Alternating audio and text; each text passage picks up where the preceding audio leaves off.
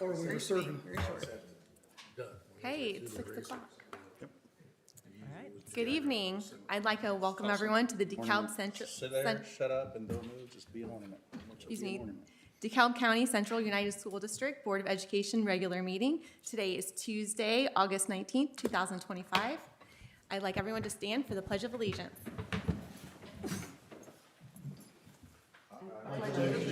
To the flag of the United States of America and to the republic for which it stands, one nation, under God, indivisible, with liberty and justice for all. Angie, could you do roll call, please? Valerie Armstrong, Present. Tony Baker, Present. Greg Lance, Present. Tony O'Neill, Here. Katie Easter. Present.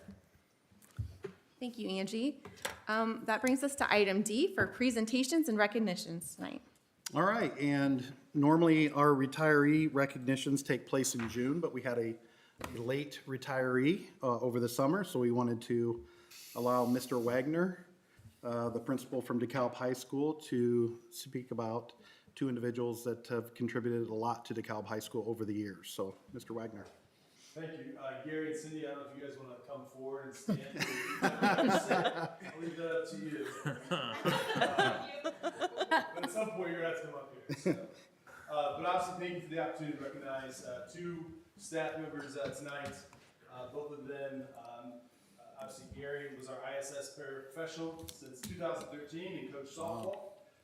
Gary also took care of our digital sign, and basically, after year one, didn't have to worry about Gary knew what to put on there, when to put on, and anything new. You would always come with something new to put out there, so that's always been a nice thing to have that Gary just did as the ISS. And he was also cool, calm, and collected. Some of our most challenging students at times, and some of the most, but he always had this calming sense to calm them down within that room. So obviously, Gary, I know that it's not a official retirement, but obviously it is a retirement since it's a package deal with Cindy. Actually, I'm kind of thinking about coming back and asking you to take me back.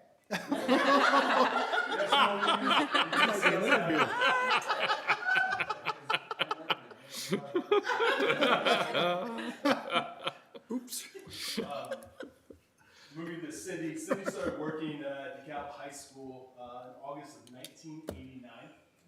I believe Mr. Feitz was the principal and hired you at the time.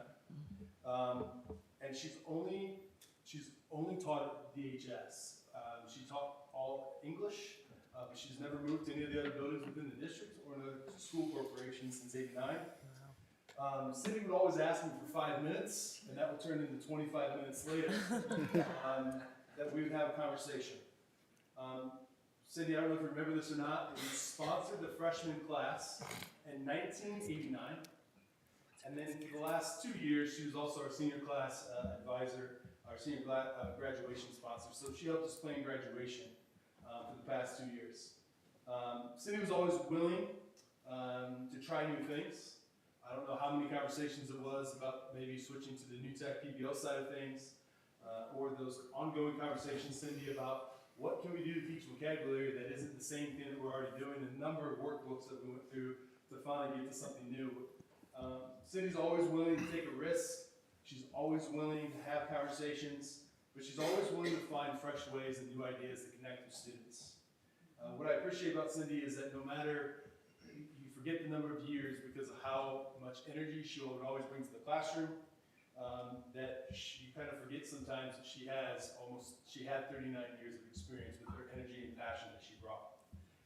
So Cindy and Gary, thank you for your time, your commitment, and the energy that you have for DeKalb High School and DeKalb Central Schools, and I hope you both have a very enjoyable retirement together.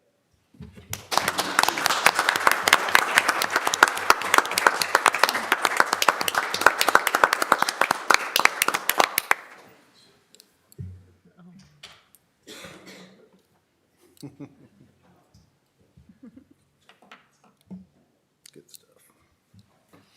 Middle school could always use subs. Bus drivers. On behalf of the board, thank you for your time serving DeKalb Central. Thank you. Okay. That brings us to item E, adopt and amend the agenda. Oh, we do we have got a one more. presentation. Oh, I'm One sorry. more, sorry.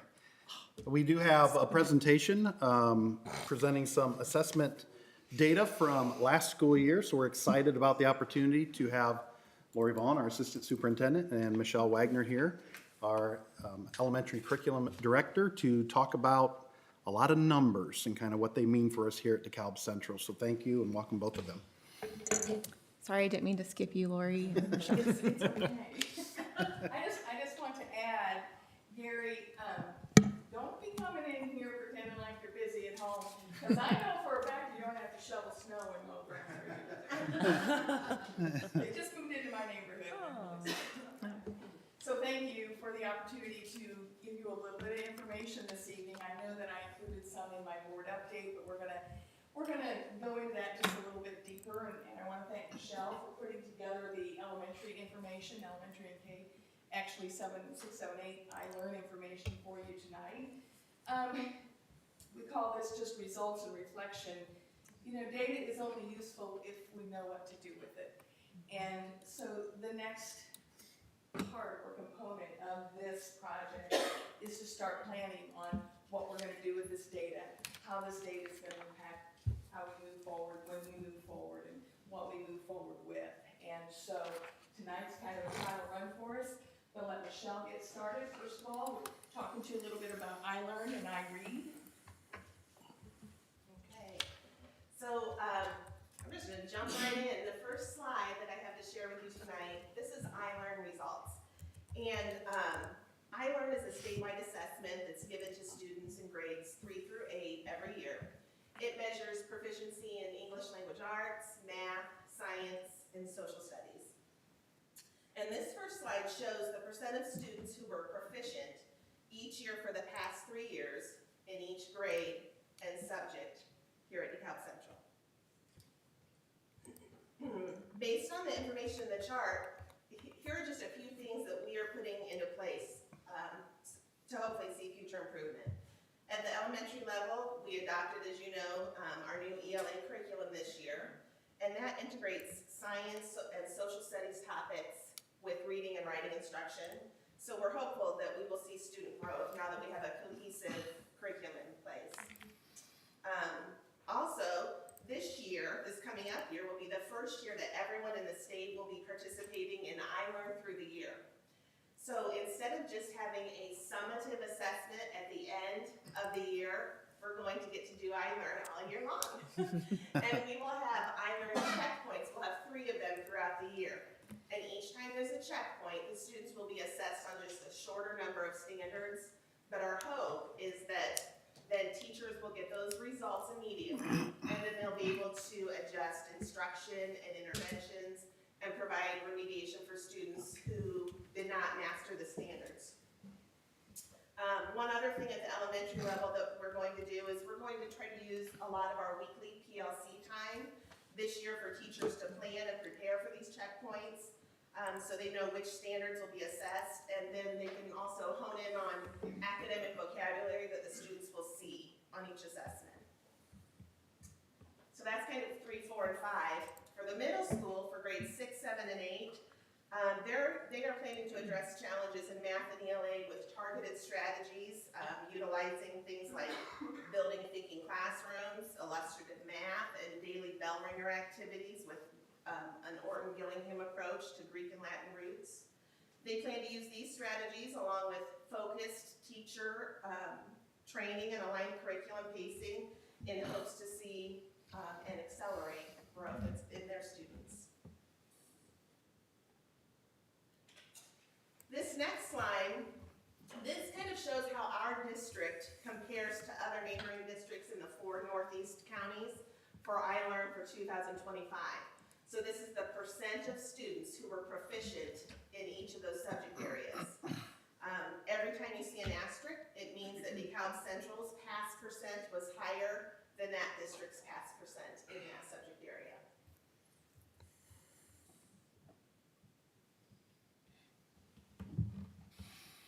Now I can't wait to show you the next one. I am super excited about this. We're going to move on to iRead. So iRead 3 is a foundational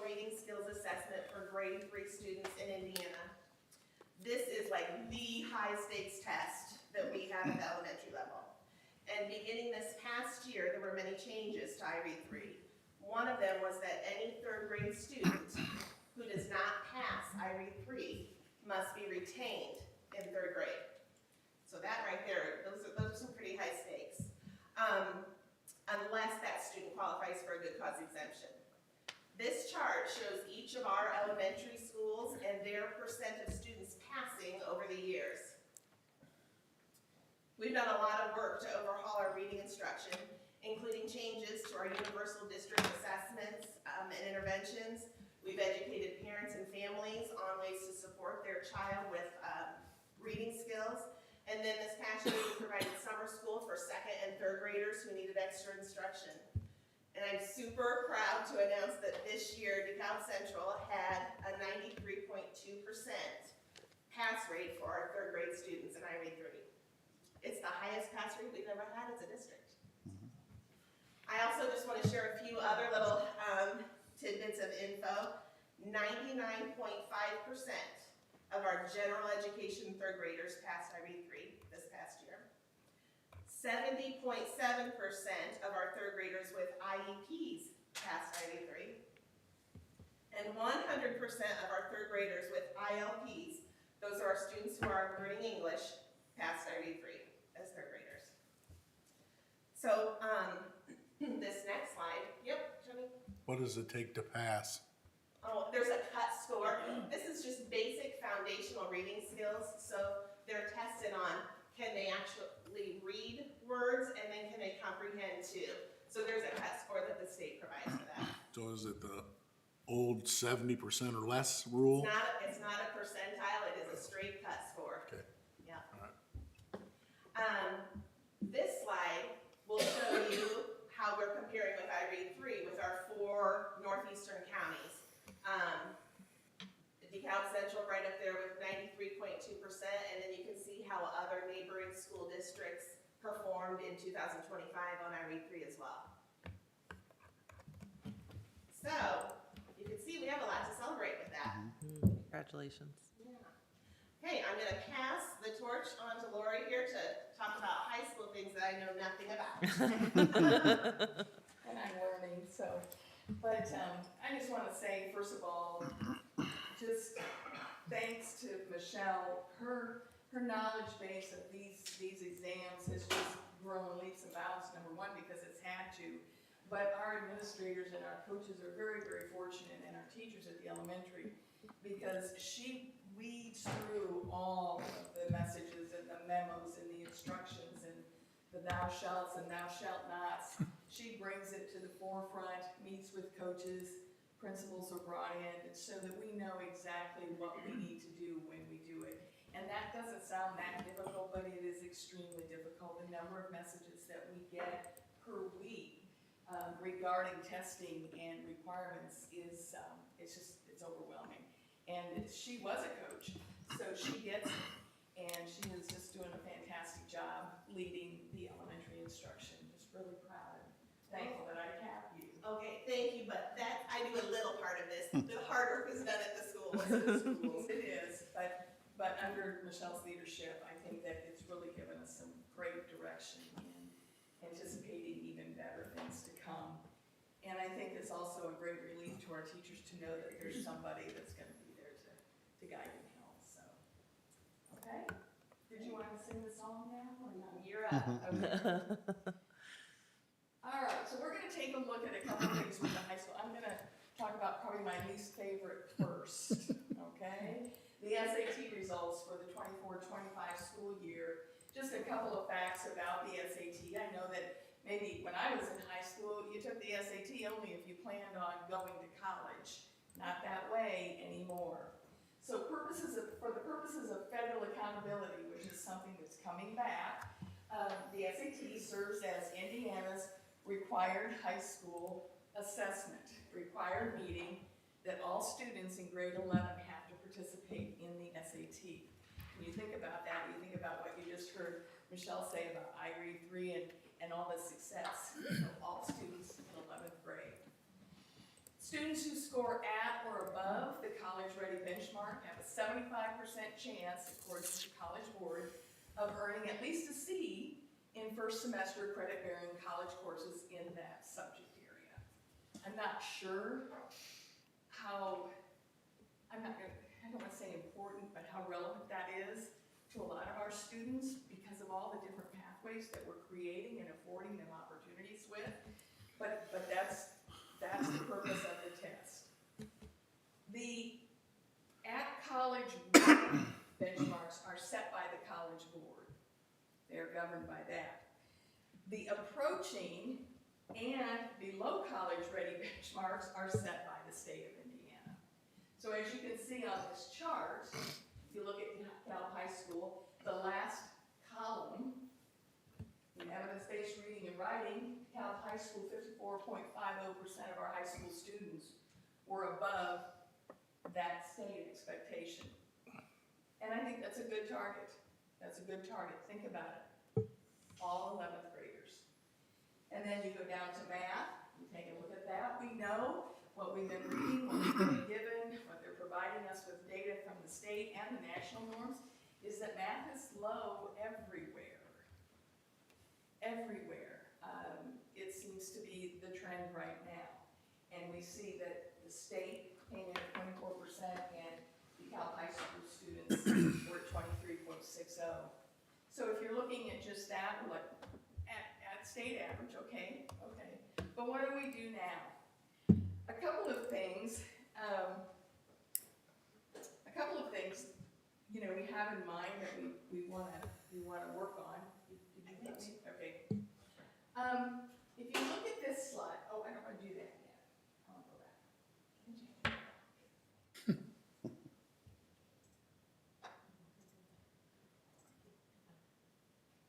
One more. Is that one? Okay.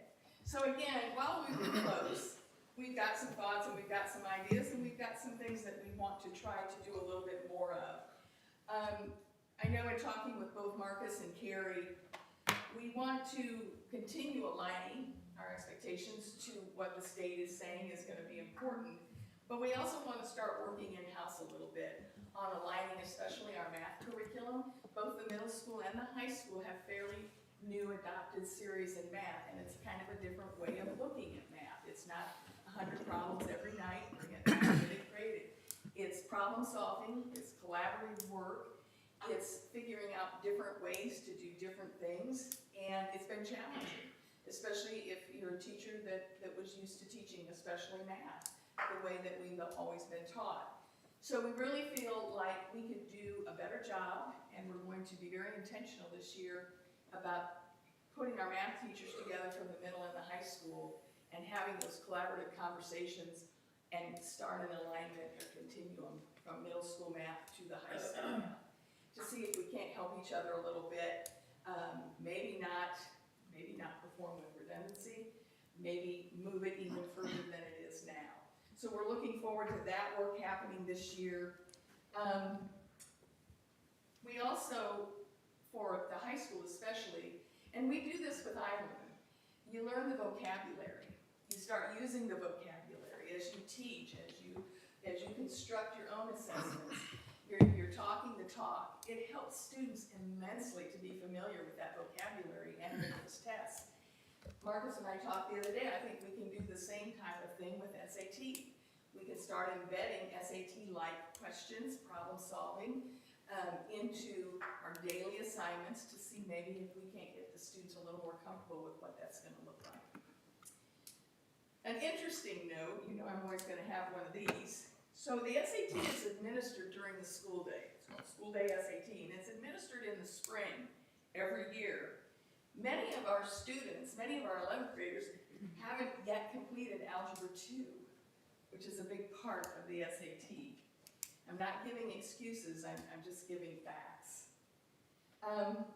Obviously, that has to have an impact on the students' performance if they've not finished Algebra 2. Also, Algebra 2 is not required for a student to receive a general diploma. So if a student is on a general diploma track, guess what? Okay? Is it a little bit flawed? Maybe a little bit.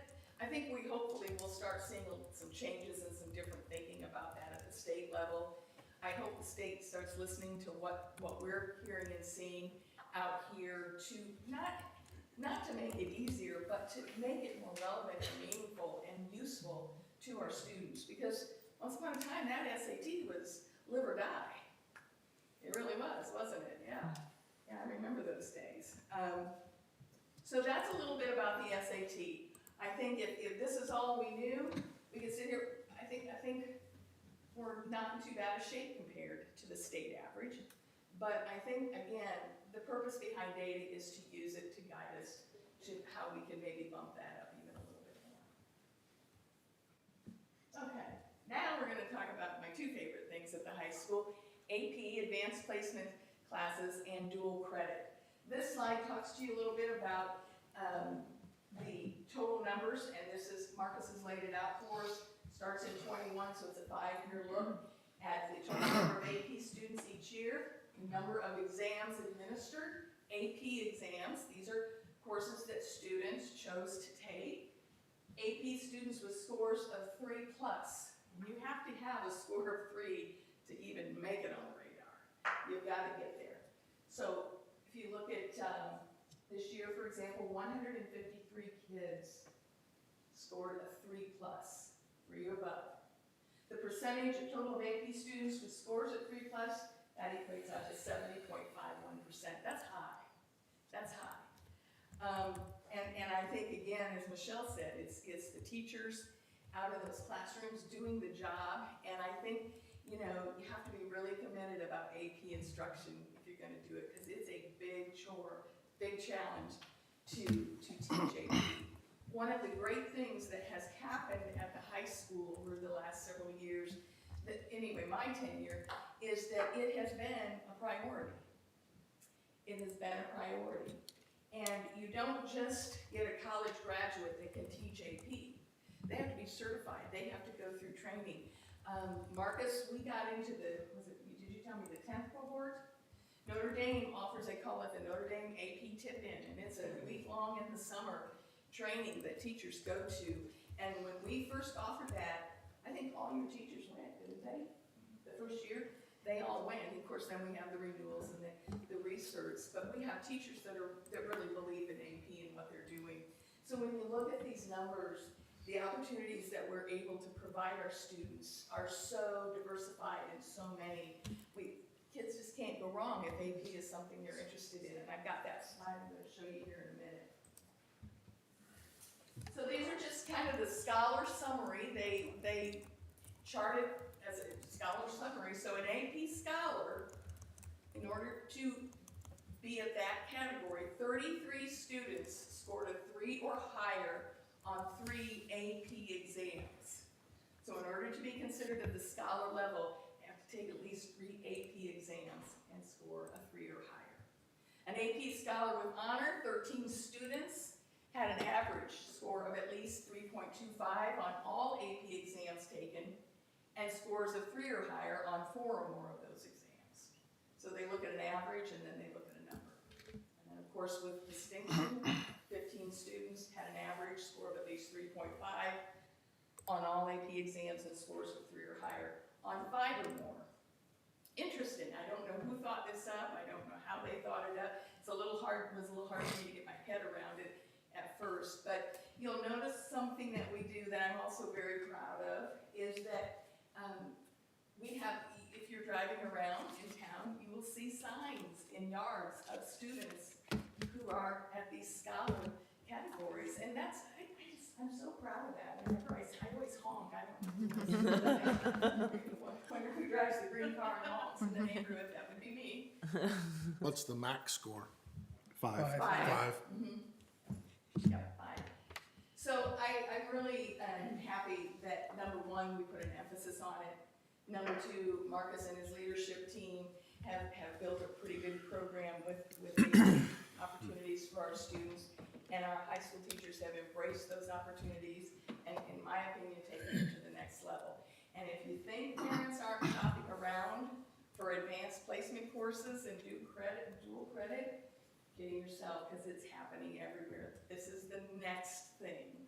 So And finally, dual credit. We're awfully proud of this. We've talked about this a little bit before. These are courses that are offered that allow students to earn credits for their high school diploma while also earning college credit. We've talked about some of the savings. We'll just show you a general equation up here. But 319 students took a dual credit course in 24-25 school year. 319. 2,320 dual credits were earned. And according to the Education Data Initiative, and this is just a group that takes a look at these numbers and they analyze it and put it together, somebody said, well, can you tell us how much money we saved? Well, it kind of depends on the university you're going to, and it depends on a lot of things that we don't always have the answer to. So we go to, this is one of our data sources, and we look at that, and they're saying that in Indiana, the average cost per credit hour is $408. So you do the math with 2320 dual credits, and it comes out a total savings of $946,506. That's a lot of money in a year's time. And we hear this often. We hear this, and I even said, we were talking about this morning, and I said, I'm pretty sure I've got some people sitting on the board that have experienced that themselves, and our parents really, money talks, they really appreciate the fact that this can happen. And the kids come back, and it's exciting for them. It's exciting to know that, and there are best advertisements. So we're very proud of the program, very proud of our students and our teachers for perpetuating this. This is an important thing. And this is just a list, and you have it in your board packet. It's a little tough to see, but you can see we offer 26, I think it was 26 AP courses. Is it more than 26? Oh, I'm looking at prerequisites, I'm sorry. 14 AP courses offered at DeKalb High School. You can see the subject areas, everything from math, science, English, there's even art and history. And then the next slide shows our list of dual credit course offerings. The column to the left are the courses offered by Ivy Tech that our students can receive dual credit in. And then we also have those courses offered at DeKalb High School that also receive that dual credit. And then we go on to Trine University, DHS. We only have 2 right now, but DHS has 2 that equivalents that we're able to offer. You think about, this picture, you think about what it takes to guide students towards these, and I was thinking about this a little bit earlier. The more we offer, the more we have to help kids figure it out. And not only our admin team, but our guidance staff at the high school is tops. They get to know their kids, they loop, they help their kids make some pretty important decisions, and we're very appreciative of the time and energy they put forth to the kids as well. So, just some interesting things as we reflect, always looking to increase the excitement when we can. And we'll continue to do that, right? Okay. That's it. Thank you. I did have a question for Michelle. With the iLearn, is that having the periodic testing times, is that something from the state, or is that just something that we're doing as a district? Last year, the state offered schools could opt in to pilot it. We piloted it in grades 4 through 8 last year, just to kind of get an idea of what the data would look like that would come in. This year is the first time that everybody in the state grades 3 through 8 have to do that. Yeah, I mean, Which was really a smart thing to pilot it, because now we know what it's gonna look like. We know how to build the schedules. Those kind of things are always the trickiest part. And we also did the same thing when they said, hey, we'd like for some of you to try giving the iRead to second graders. Well, people kind of stayed away from that. They were thinking of it logistically, but we jumped on it. And so we were ready when the state said, if they ask you to try something, you know it's coming. You just don't know. So we jumped on that, and now it's happening. it'll be interesting to track the data, because I always thought, if a student has a bad day, and they do. The thing is, the checkpoints, there's no accountability with those. Those are just information for teachers. So the accountability piece still comes into play with that last summative test. But we'll see. They are telling us, though, that the summative will be a little bit shorter after we've been testing all year long. Yeah. So it'll be interesting to see. Interesting, yeah. And we also, speaking of testing, we've adjusted some of our additional assessments that we offer at the elementary and middle. We no longer are doing NWA across the board. It's not necessary, especially with the checkpoints now. Gather enough data for that. So we're adjusting so that we're not testing kids. Otherwise, we would just roll from one assessment season to the Right. next. That's hard on everybody. For sure. How'd it go in 4th through 8th, the trial A lot run? of testing. Yeah, It was a because were lot. you still doing the other two? Okay. You still have to do the other two. So, it was nice because kids got a feel for what it was like. Though I will say teachers were a little nervous that by the final test, they would be tired of testing and not give it their all, but we didn't see that happen, so. Good. Yeah. Awesome. Anxious to see if we can use the data. Last year, we just kept our scope and sequence just the same as it was. We said, let's just see what the data looks like. And now that we have an idea of that, at the end of the year, we were able to take a look at our curriculum maps and try to realign some things so that they better match up with the standards that'll be assessed. Do we do the same thing with ACT data, or do they still do that test? I mean, They still do it. Okay. I'm not sure about ACT, to be honest with you. Still do it, but it's not required for everyone to take with the state. So, I mean, we have that data, it's a smaller number. okay, so it would only be the kids that are probably gonna go to college that would Yes. take it again? But a lot of colleges, so colleges have switched quite a bit too, where you had to have the SAT or ACT for entrance, to get in. A lot of schools have gone away from that. Some are waiver of the SAT or ACT, some still require it, so it just depends upon, each university is a little bit different. And since now the SAT is mandated for 11th graders, do they offer any SAT prep, or is there anything that we can help our students with or provide for them? I mean, I'm sure it's not coming from the state, but just to help or prep for it, or, you know, test taking strategies, improve that. So we've embedded, over the last couple of years since it's been around, into the English and math. Trying to get more intentional of what we do year one, all the way through the junior year, what curriculum needs to shift. So we have some teachers that will work to build that curriculum, to embed those strategies within all English classes up to that 11th grade year and all math classes. Okay. Because we just tried to have teachers, so I've freed up a period that a teacher will be assigned to work with remedial students, but also have time to embed SST remediation courses with a variety of resources. Goes back to that being intentional this year, Right. about doing that with the SAT. Yeah, well, I liked how you mentioned, like, even embedding the questions in the curriculum, that, you know, the more kids see it, the more it rings a bell, and, And that's, so we've also shifted, the PSAT is now given to all 10th graders, which is a state requirement, but the 11th graders also take it now. We used to just make it optional, but now we make it, because again, that's only going to help prepare them for that. I mean, the more that, the data is out there that shows, the more that they see the test, the more prepared they're going to be for it, the better off they're going to be. It's not required though for graduation, right?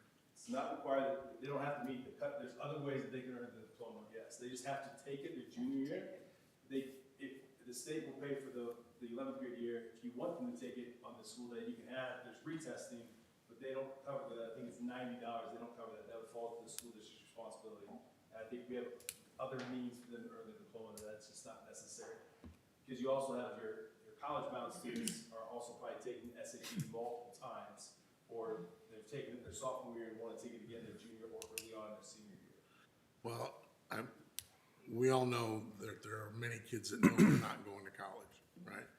So what's gonna motivate them to take a test that they get no purpose out of, right? right. I can see We somebody agree. doing I that. agree, yeah. You know, the zigzag pattern across the sheet and all that, so, but again, that's in our numbers, we just don't know how to strip it out. Right, so, Right. and I'm sure everybody in the state has the same problem, Yep. Yeah. so. Good information, thank you, guys. Yeah, thank you. May I, just a couple things I note, thanks for the data, it's a really good point. One thing I really noticed is the iRead scores. Today, I mean, you guys are crushing it from pre-COVID numbers even. So everything's come back full circle, so that's positive, and seeing that, quantifying the numbers on the dual credits, is amazing, and then as far as the math goes, I will say technology might be part of that as well. You think so? I think it has, because Don't look calculators and Yeah. computers these Oh, yeah. days, so. Thank you, great data, great information, appreciate it. Welcome.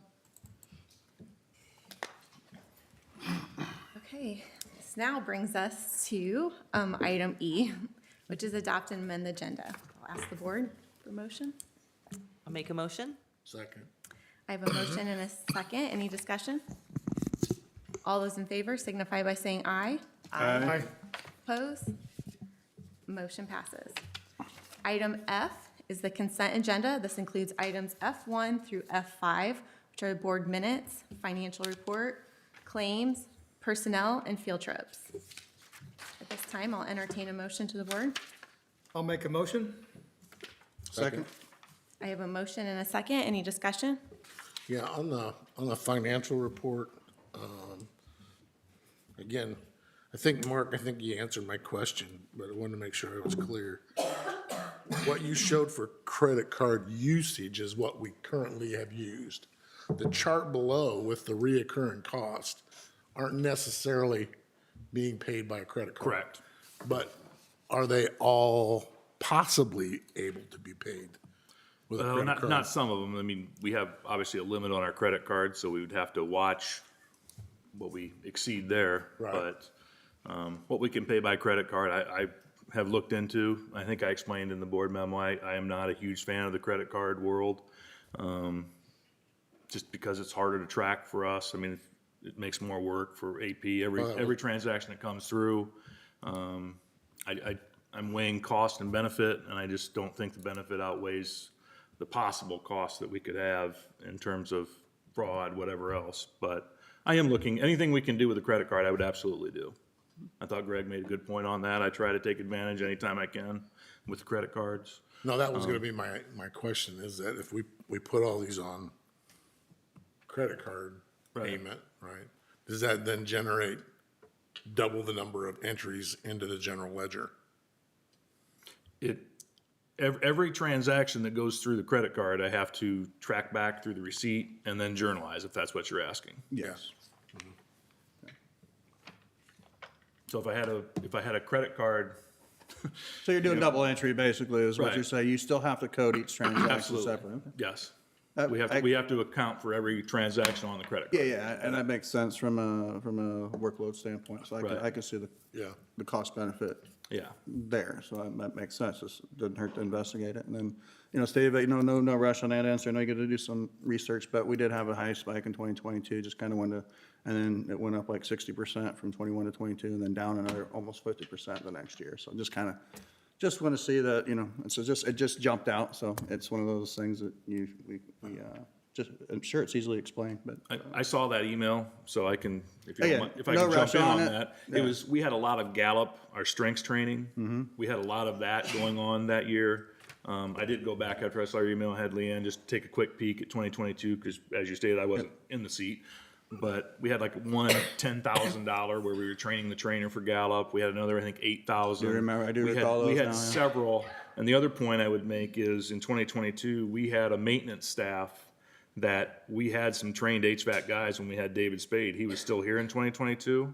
So we took care of a lot of our HVAC issues in-house. So we used a credit card to buy the Absolutely. parts and things like that. So that made a big difference, because we don't use a credit card to pay the vendors like Able now. Right, like I said, Those- I'm sure it was explainable, but it's just, that big of a jump, Absolutely. It's just one of those things, I'm sure I do remember the Gallup now and going through that, and, Yep. sometimes, it's 3 years ago, I've slept a lot since then, so. Thank you. Yep. Okay, any other And then on the medical, did we have a breakdown for the admin fees as well? Or are the admin fees included in the total medical paid claims? Let me pull Because you up. got You talking about claims- my board update? This was. Yeah, you Is got that what we're looking at right claims now? and pharmacy, to where from last year to this year, we've got a 50% increase Right. total expenses. And some of it is your explanation that, Yeah, does that make sense? yeah, 73% one year, but then 107% of expected claims this year. I Correct. understand that.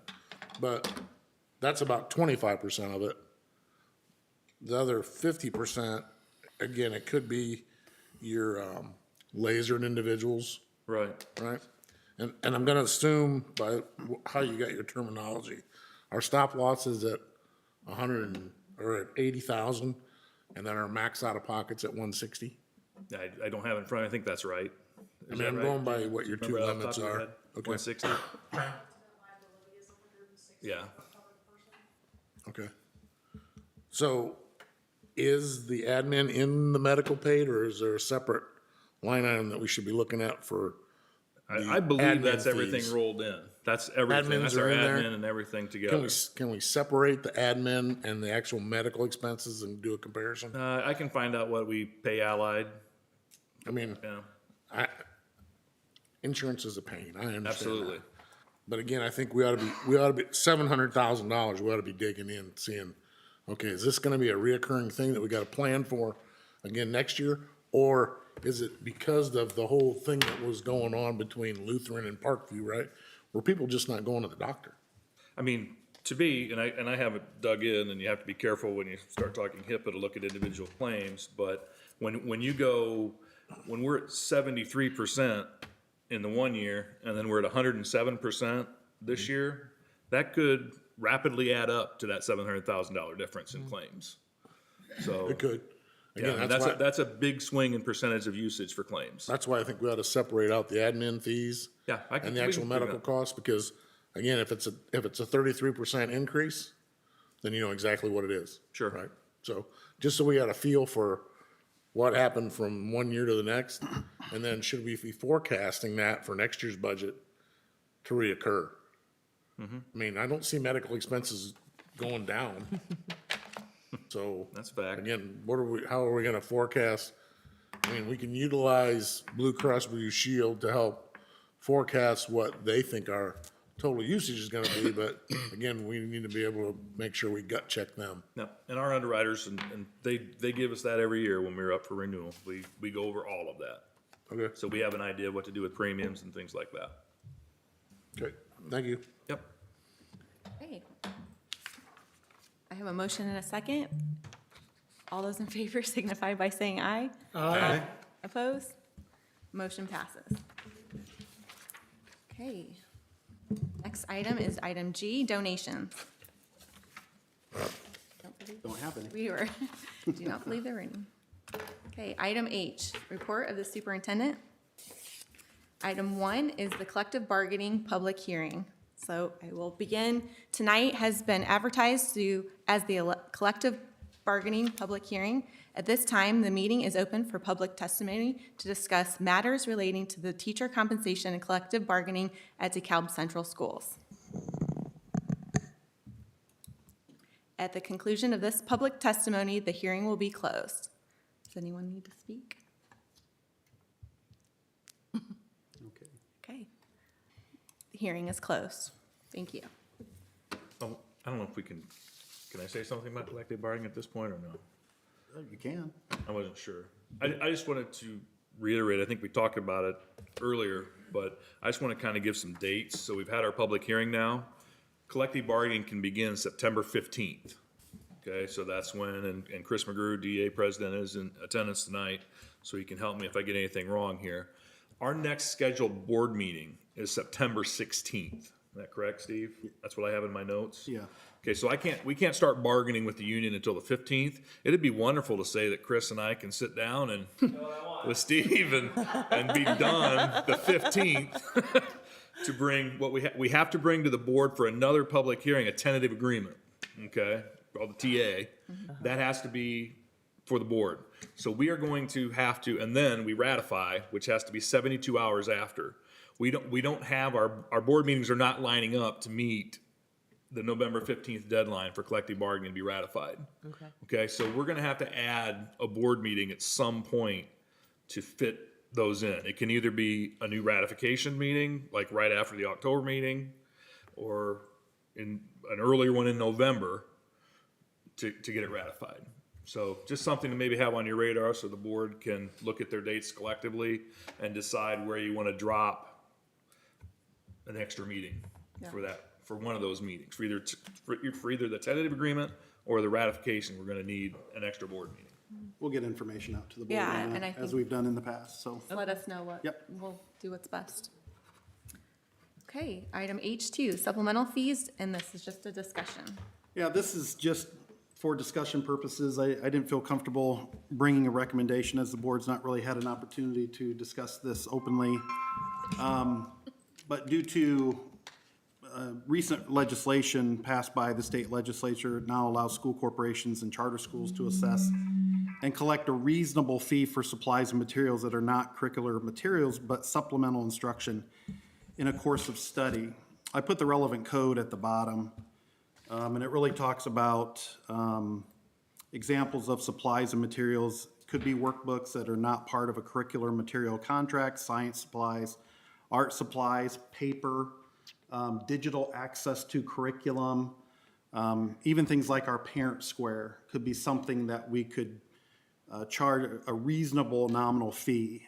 For information purposes, I know one of our neighboring districts had just passed a $50 student fee in their district, and I had conversation with that superintendent, and we were talking through some different strategies and different things that we were considering, and I landed kind of on that $50 fee for discussion purposes here. We have roughly, 3,200 students, 3,300 students K-12. So obviously our free reduced lunch students would not be held accountable for paying those fees, but it is something that we can recoup some fees back. The last 2 years, as you'll recall with recent legislation, we have not charged parents for almost anything related to any type of textbook rental fees, course materials, anything and everything, even field trips. Now we know that we do have guidance now that supports that we can actually charge parents to help with the cost of field trips, although I would challenge our leaders in the buildings to continue to look for opportunities to find sponsors and donations to help offset those costs. So I just wanted to open it up for the board to have a conversation, provide directive. I'd be happy to bring, my intent would be to bring a recommendation in September to look at a nominal fee of $50 per student. And again, this would apply for students who are not on the free reduced lunch list. But to consider bringing that in September for your consideration. So just open it up for your thoughts and discussion purposes tonight. So basically, we got about half of the students are on. Yeah, a little less than half. So 1,600 students, right? About 80 grand is what that would total. And our textbook rental fee or our account was pretty good up until the law changed, and we've been able to offset a lot, but now that's basically depleted, part of the education fund now, and the state does provide funding, but they've just included it in the education fund. So you just have to account for that. Even before we start collective bargaining talk, that's money that Mark has to set aside, knowing that we have those things to pay for. And the state does provide funding, but it was not equivalent to what we were charging. They're about 60 to 75% after they made the change to what they have funded to where we have to make up. So that there was a difference. deficit. Oh, absolutely. Yeah. Yeah, when this started, there just wasn't a lot of guidance from the state. And it was kind of thrown at everyone just to kind of figure it out. And it definitely was a learning curve. And I do think we did very well with what we had. And but I do remember, having 4 kids myself in the district, I remember going and paying almost close to $1,000 in fees when my kids started school. And so it did save, many families a lot of money. And so I guess, looking at it, if you think $50 per student, it's much more manageable and doable than. And we're gonna make we were sure doing. that from kindergarten through 12th grade, those supplemental materials exist to meet that minimum. In some grade levels, it would be much more. But we think to start back with a consistent fee across the board would be best. And then we can look after this year, if it passes, to see what we want to do moving forward. To adjust it, to go by grade level, because before with textbook rental fees, it was all dialed in specifically Dollar for based dollar. on to the cent. Right. And in middle school and high school, it was based on the actual course they were taking. So I like the idea of staying consistent with some of our neighbors, as I've had that conversation with the neighboring district. And I think they hit upon a fee that I think is nominal. It's $50. That's not a small amount of money, but I think it's minimal compared to the amount of money that we're currently paying out for these supplemental materials currently. Do we know if there's like a state average out there? Like, I don't. You know- We have nothing to go on at this point other than just my interaction with other Sure. superintendents and when he talks to business officials. And mainly because it's just this year that they've made the adjustment for us. And Giving you a break. One of the reasons is, they've also changed for collective bargaining. They've made minimum teacher salary $45,000. And of the education fund from state tuition, I have to hit 65% of my education fund has to go towards teacher salaries and benefits. Okay, that's a huge chunk, only leaving 35% left for everything else that comes out of the education fund. And now curricular materials is within that number. So they hit it hard in a negative way for schools, and that's why you've seen neighboring school districts started. Everyone is going to go back to some level of course fee. One of the things that I think Steve and past administration before me can hang the hat on is, we took the absolute highest level of not charging our parents. I mean, numerous school districts continue to charge for field trips, things like that. They found ways to skirt around charging parents something. We as a district for the last 3 years now, I believe, have not charged our parents anything in any of those capacities. We don't like to have to do that, but as a means of survival, it's probably going to become necessary. Being that the school year has already started, would this be something that would implement next year? No, we would implement it as soon as the board passed it, would be my guess. I don't want to speak for Steve, No, but that would be the intent, yeah.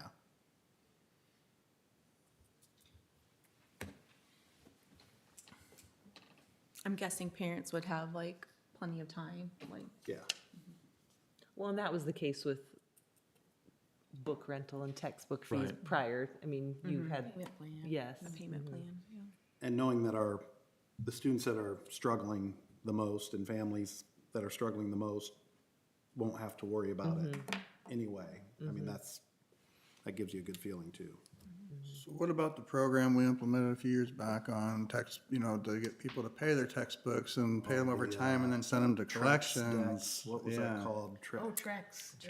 Yeah. Is that gonna be discontinued and what about those people that still owe? It was discontinued, basically it went away the last 2 years when the law changed 2 or 3 years ago. I don't know if that could be brought back for a supplemental fee or not, I guess. I wasn't talking about that, I was just curious, is there anybody still making payments out there Yeah, after this thing? not for us, not for our district. Okay.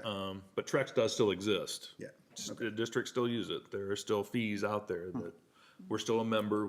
I can still use it. I just haven't Yeah, because we don't have anything to really charge people right now. yeah, just, That's a good question though, because I just Greg and I came were in the my only ones here mind. Yeah. during that time, but are people still paying on that? I didn't know if that was something still relevant Yeah. or not.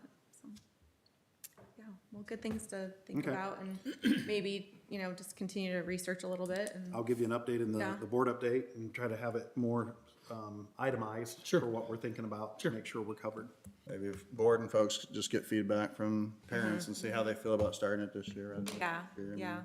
We don't wanna put them in a financial bind with everything going on. But it would be per student, not per family. Correct. Per student, yeah. Kindergarten through 12th grade. So if you get 3 kids, it's 150. Yeah, okay.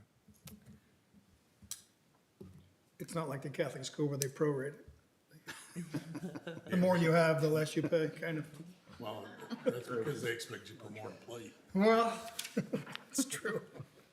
Thank you for that feedback. Okay, item H3, on. the 2025-2026 Northeastern Center MOU. This is kind of an annual obligation that I bring forward for your consideration every school year. Tonight, we're looking for your consideration and approval to enter once again into an MOU with the Northeastern Center, beginning effective immediately if approved this evening through May 26th of 2026 for the purpose of continuing to provide a mental health navigation service at DeKalb Middle School 2 days per week and telephonic support all other days that students are in session. Northeastern Center has expressed a commitment to collaborate with our district and provide assistance where needed, going beyond students but to families too with their navigation program that's being administered at the middle school. It's one more person that's on site, and we'll take as much of that as we can get. The MOU that you received outlines the roles, responsibilities, and expectations of both parties to ensure successful implementation and sustained impact. And it actually supports our mission, our district's mission to promote student well-being. Key terms in the MOU are clearly stated in the agreement and provided with the recommendation. This MOU, it's important to note, does not involve any exchange of funds, so there is no financial obligation. So I'm asking for, again, your consideration to approve entering into this MOU. I'll move to approve. Second. Okay, there's a motion and a second. Any discussion? Anything for kids. Yeah, I love this. I was curious, do you find students and families using it and getting help? Good. Absolutely. So our guidance counselors are able to refer students to our mental health navigator, and she's able to work with them on study skills and school skills, and then connect them to resources that they need. Right. So, Good. Love it. Okay, all those in favor signify by saying aye. Aye. Opposed? Motion passes. Okay, item H4, the 2025-2026 Brightpoint Head Start MOU. Again, an annual consideration and approval process for DeKalb Central Schools to enter in with Brightpoint Head Start, which we have our Head Start Center in Waterloo. We have basically had the same agreement for several years, and we've had to work through some issues to build consensus on both parties' behalf. But this year, when we got the agreement, it was a little bit longer, bigger, and full of a lot of special education stipulations. And that being said, I looked at it and said, yeah, this has got to go to the co-op. And the co-op looked at it and said, yeah, this has got to go to our attorneys. So the MOU that you were provided has been reviewed with a fine-tooth comb to make sure, number one, the items that Brightpoint chose to put into the MOU aligned with Article 7 and were actually legal. And there were some things that, I know that they would like to do differently, but, my message to the co-op was stick to the script, stick to Article 7, because if anything goes south, that's where the lawyers will go. So the agreement, like I said, has been thoroughly reviewed, not only by myself, but by the co-op's administrative personnel and their attorneys, and found it to be aligned to Article 7, and we felt comfortable moving forward with it. And the suggestions that were made, Brightpoint Head Start agreed and made the changes in the MOU. Great, thanks, Lori. At this time, I'll bring a motion to the board. I'll make the motion. I'll second. I have a motion and a second. Any discussion? All those in favor signify by saying aye. Aye. Opposed? Motion passes. And I think we have a good relationship with Brightpoint, and it's a very valuable program, and I know they've been hit with some hard things too, and so it just gives more of our children an opportunity that they wouldn't otherwise have. Thanks, Lori. Okay, item H5, the 2025-2026 case lease agreement. If you remember, I brought the change lease agreement to you. It's the same building where we house our alternative education program choice. Now we need to sign a lease agreement with CASE, which has a new name, Corrective Academic Support Environment. Yes. Used to be something else, Court-appointed court-appointed student something. education. So, nice. That is between the three DeKalb County Public Schools, DeKalb Eastern, Garrett, and us, all make up CASE. I just did the same thing I did with Change, took the square footage that they're using and broke it down. So they have agreed to pay $640 per month it's just a one-year lease again, see how things go. I'm sure I'll be coming back to you next year. The year has gotten off to a pretty good start for everybody in that building. I touched base with Justin Lees, who's our choice director. Everything seems to still be standing there.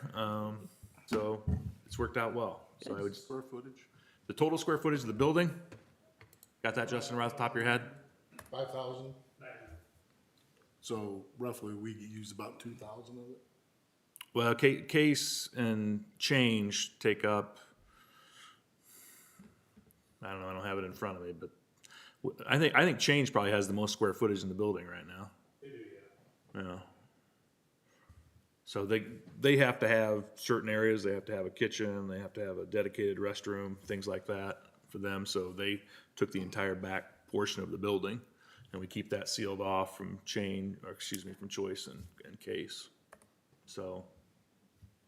Well, again, we've talked about moving those Right. into other areas. I just was wondering how much Right. area do we need if we want to move? Yeah, that depends. We have pretty big numbers in our choice program this year, about 60 kids, if I'm thinking correctly, between morning and afternoon sessions. That's a big number for out there in the 3 rooms that we're occupying choice with right now. So it'll just depend on, seeing what the virtual academy does, if we're gonna lose any choice. That was our initial concern, was that choice kids would all jump ship to virtual, and that has not been the case. We have seen an explosion in both virtual academy and choice numbers. So that's good that we're giving our kids alternatives to traditional classrooms. I think it's something that's needed. Steve had the number this morning. I don't want to put you on the spot. I can't remember with our. We have 27 currently enrolled in Yeah. the virtual academy. And so that 27, which accounts for about almost 23 in ADM. of our ADM. Wow. That's a good number, I think, where we're Absolutely. at right now. Those are numbers that we most likely would have lost to homeschool and online school. That's great. Have we ever talked to any of the other virtual academies to see, I'm sure everybody starts out slow, right? And then grows. It's still fairly new Yeah. in a lot of places. We did a lot of visiting, Justin and I, when I was still at the alternative school. We visited some, well, those were still alternative schools, but we did reach out to some virtual academies. Yeah. It's still in its infancy state with most places, but we will definitely be watching the numbers. But I am very happy to see 27 kids enrolled. That's a good number. A good number. Yeah.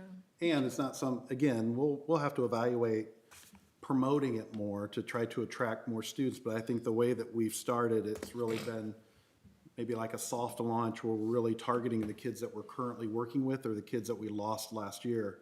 We've gotten some of those kids back, and then we're capturing some kids that we would have lost right at the beginning of the school year. They were with us at the end of the year last year, maybe at the high school or middle school, and their parents were ready to sign them out to go to whatever, and we've saved them, and now they're in our virtual learning. Is most of Academy. this just based on reaching out? Because we really didn't advertise a lot. Just reaching out and Yeah. having that connection with Yeah. those students and families. And I've challenged Carrie and Marcus to be the gatekeepers, We know kids being in person for learning is the best. I think we all believe that, especially going through COVID. But we also know that providing alternatives is something that we have to make available for our parents and for our students. And it's been well received, so we just want to get it right for the start of it, and then we can explore how do we want to expand it, how do we want to market it. I know Fort Wayne Community launched one last year for grades 4 through 12. This year, they've launched it statewide. They've moved it to 6th grade, so they're not accepting 4th and 5th grade. So we'll be watching other virtual academies. I know Justin, I'm sure, will be reaching out, and probably already has been reaching out to other virtual academies to see what's working well, and maybe avoiding some mistakes that we don't have to make that others have already made. And we're just 9 through 12. We are 6 through 12. 6 through 12. Yep. And currently, I think we only have, 4 middle school students right now. I think 2 6th grade, 2 8th grade, and the rest are high school. And the majority are girls, are female students at this point. Which is another massive shift from when Justin and I started the alternative program. It was like no girls, maybe 1 or 2 a year, and now he's told me it's so that's strange to me. I don't know what Not happened. if you there. read the book that Ms. Weishart shared with us last year. It makes perfect sense if you read that book. I'll have to check that out. Well, thank you. That was a good discussion. This time I'll entertain a motion to the board. I'll make a motion. Second. We have a motion and a second. Any further discussion? All those in favor signify by saying aye. Aye. Opposed? Okay, motion passes. Thank you. Item I is miscellaneous, so I'll open it up to our board members. Anybody have anything this evening? I've got 4 things. There. First of all, girls golf. I asked Katie if she wanted to mention it. She said yes, but no. We were ranked early in the season. It just started 2-3 weeks ago, and we were 14th. We got invited to the state preview. It's not something that you sign up for. They invite only the best teams to come down, and we finished 10th out of 16. Those are all of the top state teams. So that was pretty exciting. Last weekend, we got second in the Concordia Invitational out of 21 teams, and we lost by 3 strokes. So, proud mom. Football scrimmage was last Friday. For those of you that came, I stood on the east side of the complex and just stared at that shiny thing on the far side it's growing. Impressive. It's impressive is one word, so I can't thank Mark enough for his time and his energy and I feel his frustrations because he talks to me sometimes, but it's coming. It's Speaking- coming, so. Want to give an update on the progress at all? Yeah, we're coming along. I didn't like the rain this morning. You know, every day of rain scares me, so luckily it stopped, and I saw them back out there working. They were a day ahead in getting the steel complete. I mean, they were done Thursday. They had that done Monday to Thursday, putting that entire structure up of steel. That was impressive to me. So now the slow, and I think Steve and I both warned everyone, don't get too excited. We're not making the Angola game. Right. The tedious part comes now, putting all the aluminum on, bolting it all down. And a huge shout out to FCI, who is working, you know, all around Dan Clayton, who is our bleacher installer. I mean, there's a ton of concrete to be laid. They have to lay all the footing. I mean, it's quite a project going on over there. So we will be receiving the press box. It's supposed to arrive tomorrow sometime. And then the crane comes Thursday morning, and they will set the press box. I've been told that getting the crane in position and getting it here takes longer than setting the press box. They say they will have it as soon as the crane is set. The press box will be set, good to go in less than a half hour. I don't know if I like that or not. It's kind of like, it reminds me of the fair, like how fast they set up rides. But I'm sure they know what they're doing. So that will make things look completely different there. But we're still pushing for September 12th with the next home game. You know, I wish I could guarantee, but I think everyone in here understands how construction works. They are on pace right now. I've been told they're still on pace. And that's just kind of where we're at. Matt, any other updates or anything to chime in on? No, I think you covered it. Okay. How about the rest of the projects? You mean like the ticket entrance and the concession stand? No, I mean like the 23 bond and the 24 bond. We got, how many? Waterloo is, where's Amanda? Waterloo is, are they finally out? Are they still finishing up? I know we had some delays with the HVAC with Havel. So they're still finishing that up, but we can see the light, right? Can we see the light at the end of the tunnel? Okay. Okay. Doors and windows, I know that's been a struggle for whatever reason, getting all of that taken care of with the high school and the middle school and Country Meadow. What else am I forgetting? I'm trying to think off the top The of my head. black metal looks good. Yes. Yep, the middle school roofing. Matt's been a busy man today. It was some, with the middle school, they yeah, furniture is done, I believe, at the middle school. Probably need replaced. So we're coming along. Can we get like for the next board meeting, can we get like a % complete? Sure. On the 2 bonds? I as think to we where we're at have, otherwise? your I think in sheet our shows board that, update, correct? there's a- If you look at that master progress report, he updates that how often? In his board update, you put a link, right?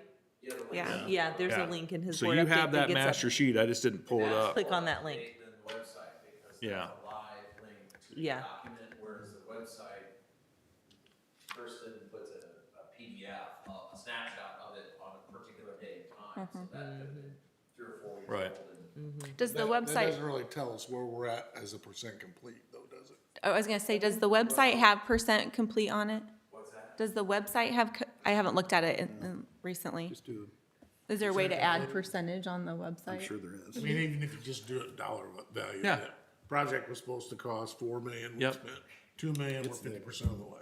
Yeah. Geez, I started to buzz there, didn't I? You did. Good. Boys Tennis Invitational is this Saturday. My wife's working, so if you go up to her, don't talk to her, please. She's focused on making sure the thing's right. Friday night's the football game, so if you're coming to the football game, you're still sitting on the east side. Be patient, be nice to the Hornets, please. Please. There's a lot of activities going on. We got boys and girls soccer, boys and girls cross country. We got volleyball. Band competition is rocking and rolling. I came in to school Wednesday morning, which is the day the students have an hour off. And I drove around just out of curiosity to see what the band practice area looked like. And I won't mention this wolf kid's first name, but it was 7:45 in the morning and school starts at 9. It's 7:45.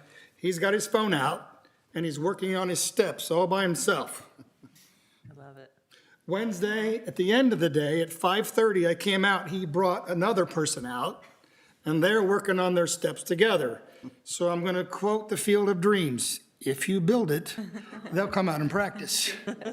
So I think without that new facility out there, I'm not sure that would have happened. But with the success of the band last year and several years prior, I think you gotta come and catch the buzz. I'm telling you, there's a great buzz out here.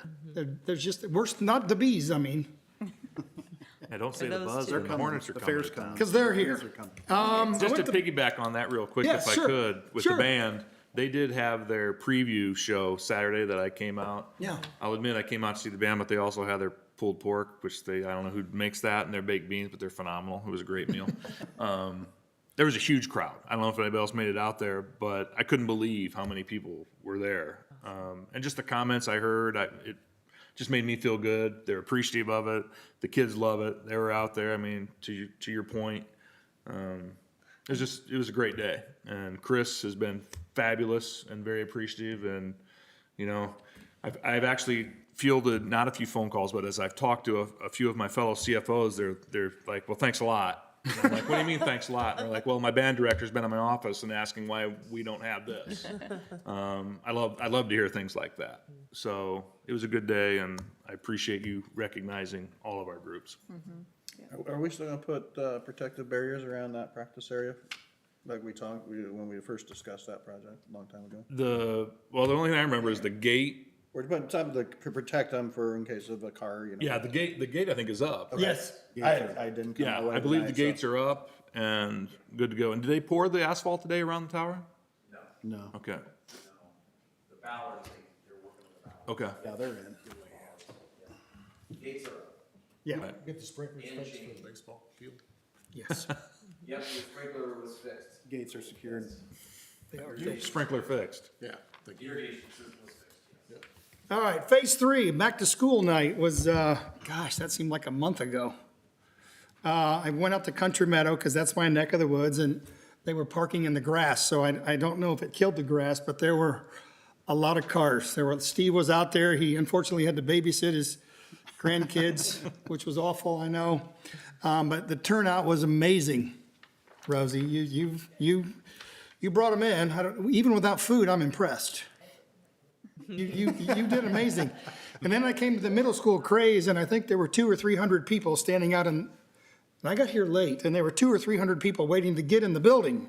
I thought, are they giving away something that I didn't really know about? So I snuck in the side door and thought, oh, they're just waiting in line. So they seemed like great successes. I've heard good things from the other 3 elementaries, that things went great, that kids are coming in, parents are stopped crying now, because their preschool and kindergarten kids are back in the routine and the parents have something to do. And I think Marcus, yours is tomorrow night, 6 to 7. So hopefully we can have a big crowd out there, see what's going on, not just to see what the building is like, but check out the outside part. You know, get out of your house, get off your phone, Just get outside. It's gonna be nice, right? All right, my last thing, I'm a part of the Indiana School Board Association, and we get newsletters, two a day. And when you click on one, there's 3, 4, 5, 6, 7 things that you can click and read. And I got onto one and was kind of reading through it, and it was probably 25 paragraphs about schools. And it mentioned that in the last 8 years, 308 new laws have been implemented that relate to K through 12 schools. And I thought, who keeps track of that? Well, I know who keeps track of that. It's these 3 people over here. It's these 3 people over here. Their combined experience in education is over 100 years. I don't think you could find. Thanks to you. Lori puts us over the bar. I didn't say that. But I don't think you can find maybe that much experience, but they're all from this neck of the woods, so they all know DeKalb. So you can go to other schools and they may have experienced people, but they came from other parts of the state or other states. But on July 15th, we had our superintendent evaluation at our executive meeting. Tony and I and Katie and Val at the executive meeting, we're talking about Steve and his performance. And I thought, I don't know why we're talking. I think he's done a great job ever since I've known him as an educator. He and I were team teachers for 6 months, and then you left me. For a good reason. But I think we have the best. I mean, when you go out and hire new people, you look for the best, and I don't know where else we would go. So if you're wondering why Steve is still here, because we want him here. We think he's doing a great job, and I think Lori has done a great job for everything she does behind the scenes. You don't get enough praise in education. You just don't. And we had that executive meeting, and I don't know why you left. We had another meeting in August to approve all of the new hirees. At 7 in the morning, we had a board meeting, an executive meeting, and you weren't at either one of those, and I'm not sure why, but I love this job. And I didn't run for school board to be a part of the school board. I didn't run for school board to make DeKalb the way it used to be. I ran to make DeKalb better. Because if we make it the way it was, we're going to be way behind everybody else. So we need to shoot way above. And that's my focus. If you see me out somewhere and you want to ask me a question, ask me. I'll listen. I may not have your answer, but I can find your answer, get back to you eventually. I love this job. I told Katie, this is probably the best, worst paying job I've ever had. But I would do it for less. So I can't thank the people here in the superintendent's office enough. You behind the scenes, I know Steve's up early, especially on those foggy mornings. You never know. You get a text at 6 o'clock or 5:30, hey, what's it like at your house? Well, at my house, it's foggy. So, but that's not a good sign. So I just can't say enough about the positive things we do here. People dwell on the bad. There's a lot of bad vibes out there. I don't see it. I don't see it when I come here. My nephew's a priest at Waterloo, and he says, man, there's a lot of people that know you. I go, well, yeah. He says, they see you everywhere. I said, good. That's where I want to be. I want to be everywhere, because that's my opinion, what I should do. So that's all I've got. Thanks, Tony. Thank you. All right. And I'll open up to administration. I want to share some good news. Appreciate the comments, Tony. 3 of us work really hard, and our team, we have a great team here at central office and across all of our buildings, and we just love what we do. I do want to share, we just received notification this morning, the U.S. News and World Report, they have these rankings that come out, and the high school once again met that criteria. And so I just put together some information for the board, because you might wonder, well, what's the methodology behind that? How do they determine that? And so it's pretty cool. Basically, Indiana, or the high school is determined to be the top 40% of Indiana high schools, number 82 in the state out of 395 high schools. That's more like top 20%.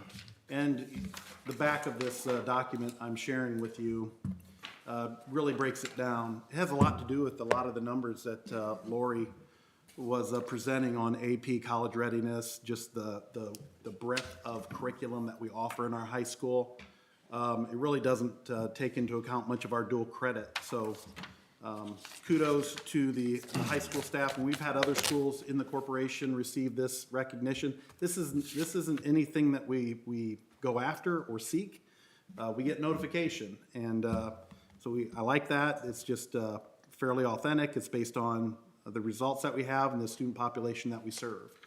So just wanted to share that. You'll probably see something because we like to promote good things that are happening, and that's certainly one. So kudos to Mr. Wagner and your staff for meeting that now, I think, since 2020, every year since 2020. So congratulations. I think that's a great honor. Is the 3941, that's the national ranking?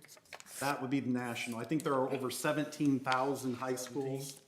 Yeah, something in that neighborhood, Tony. I don't know the exact number. I could find it, but it's like over 17,000 high schools. I would think there would be a lot more than that. That's what they're, Nation? I mean, yeah, 50 states, right? yep. 395 in So let's Indiana call it alone. 400, right? Well, I guess that would only be 20,000. So it's good recognition. It's something to take a look at. And the methodology has changed over time. So it's been a couple years since I really dug into the methodology behind it, but it gives you a good breakdown of how they determine. And we again, I always take a look at the comparative. How do we do against our neighbors in the four county areas and even into Allen County and beyond? And we do really well comparatively to our other schools. There were a handful of schools that ranked a little bit higher, but very proud of the work that's getting done there. So wanted to share that. Congratulations. Yep, congratulations. I have something. Hi, Lori.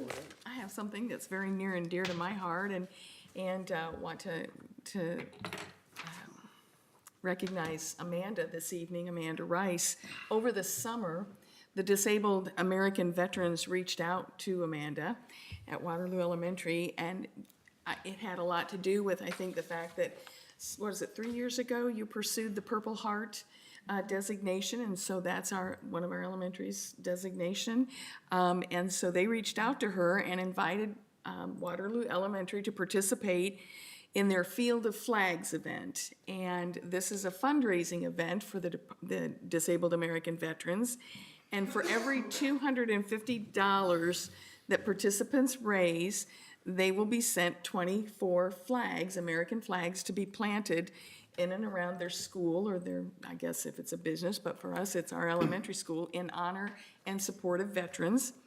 The Disabled American Veterans then use the funds to support ill and injured heroes. So it's a great cause. It's a great lesson for our young people. Waterloo has a couple of really great established partnerships Amanda has built in that community. And I want to just mention the two big donors tonight. Richard Squire Pallets gave a nice donation, and so did Star Technology. And so we're really glad that she's got those partnerships going up there in Waterloo, and very thankful for that. She continues to seek out. In fact, tonight she texted me during the meeting to tell me that she just got $200 more. So we're up to $750. And actually, I guess they keep track of it, right, Amanda? So right now, she's second in the nation for funds. Now, it just kind of started, so we'll see how it progresses. But this will ensure 48 flags right now, 48, well, it'll be now more because of the 250, for the students to plant around the school this fall. And in addition to planting the flags, students will be honoring local veterans by attaching a name card to each flag. And so the fundraising continues through the end of October, and I just thank you for putting in that time and energy for that. It's a great thing for that, any town, but especially for Waterloo, when you drive through and you see all the banners, and then we know that our children are learning about that. Love that. Great job. Well, since T.O. invoked the 100 years of experience, I didn't want to take away from Cindy and Gary Boyd's recognition with a little levity, but Steve and I don't like to see people like Cindy leave, because now we're down to 5 people in the district that have more experience than he and I. So I've always liked it if I could use 2 hands to describe how many people are above me in experience. And as they keep dropping off, I realize how old I am. Cindy's fantastic. Cindy and Gary did a fantastic job. I just wanted to piggyback on what Marcus said. Very well said. And I remember when I came to DeKalb, Cindy was teaching English at the high school. When you're in education, I always tell people, your clientele never ages, so you always feel young. You know, I mean, who we service is always the same age. So maybe that's why I've never grown up and feel like I'm 16 still. But it's always tough to see an educator like that committed themselves to DeKalb Central leave, but very well deserved retirement. I think we can get Gary back too.